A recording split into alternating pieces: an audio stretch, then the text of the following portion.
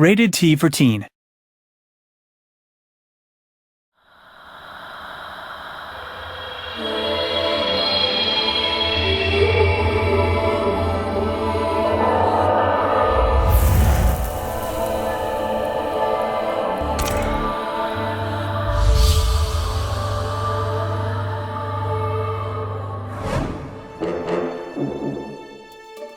The way that Ninja Theory have reinvented The Legend of Monkey is kind of, for me, quite exciting in that it's using a lot of modern technology. It's set in a post-apocalyptic world.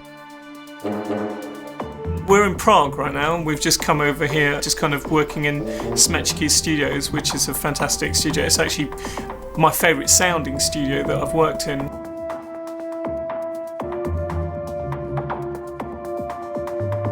There's a lot to get into because you can get into emotions and you can get into action and you can get into a lot of sadness and tragedy as well. So it's got all of those elements that you want as a composer to get very dramatic and very full on with orchestration.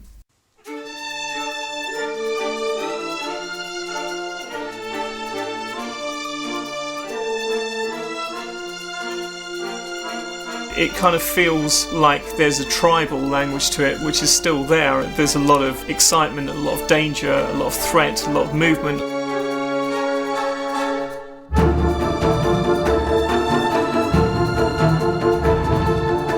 Because of what's going on with Monkey, you have this sense of movement towards an inevitable conclusion.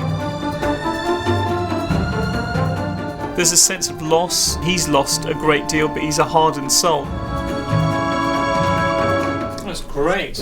Really good. I'm impressed, actually. Excellent. That was very good.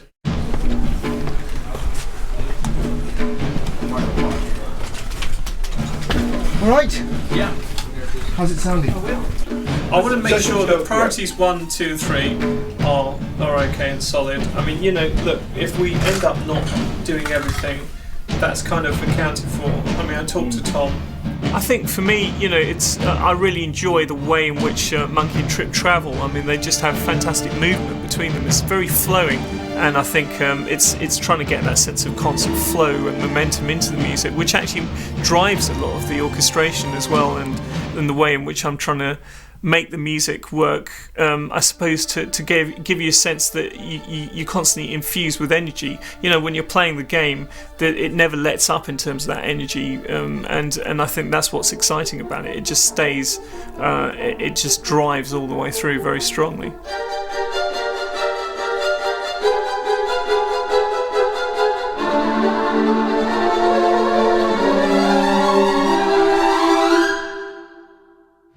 With me, I work very closely with Tom Colvin, and we both have a sense of the narrative of the overall game, but we pretty much work to the storyline. We're very used to looking at stuff and thinking, oh, that looks a bit wrong because of this, so we can be quite analytical and work out. But audio is very much more about the emotional, and we're not just talking about music. I mean, every element of audio is involved in pulling your emotions one way or another.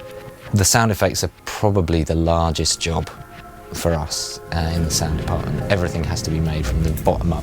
Every leaf moving, every bird, every creature that you see in the background. To keep things fresh, we use a really great Foley artist. We work with them on Heavenly Sword, and again, we've got a really good working relationship with them. And they've had a lot of fun, spending a day with lumps of metal and hitting them in different ways, and going to a fairground and recording all the pistons in the machines and stuff. They do all of that. I think the most important thing for us was for it to be visceral and exciting, enslaved combat-wise. Every single time the staff connects with a robot, you really want to feel that connection. I mean, another thing was just getting under the skin of all the different robot characters. The Sea Dog, for example, I think we went through many different trial versions to get that sort of really nice, grinding, threatening sound as he's moving. Get back inside. Gonna have to fight it.